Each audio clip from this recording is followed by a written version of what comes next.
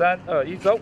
画面上这两位跆拳道对拍的人，就是咱台南子弟徐浩佑甲徐浩成两兄弟。两人伫跆拳道比赛拢有真好的成绩。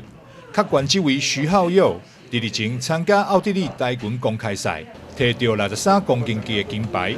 为表勉励，23号上午，议长郭信良率领议员李荣勤、议会工作人员以及安南区的里长，做伙来到徐浩佑的厝内大红棒表扬。可以。议长郭信良表示，徐浩佑甲徐浩成两兄弟伫跆拳道拢有袂歹成绩。这次搁伫国际公开赛摕到金牌，更是无简单。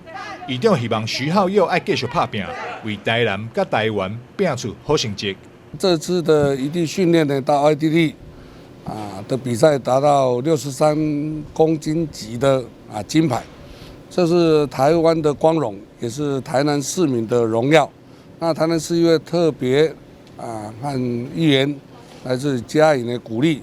希望他能够未来对国家争取更好的佳绩。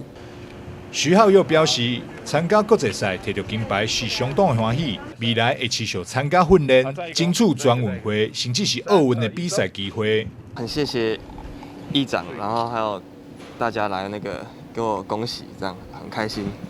然后也希望继续努力，对，会继续努力，然后为台南市拿下更多好成绩，为国家，还有为国家。好。伫结束徐浩佑厝内行程，议长郭信良一行人便前往另外两位跆拳优秀选手刘伟成、黄敬元厝内表扬，并勉励因爱持续练习，成为台湾跆拳道的坚强力量。台南新闻张秀伟采访报道。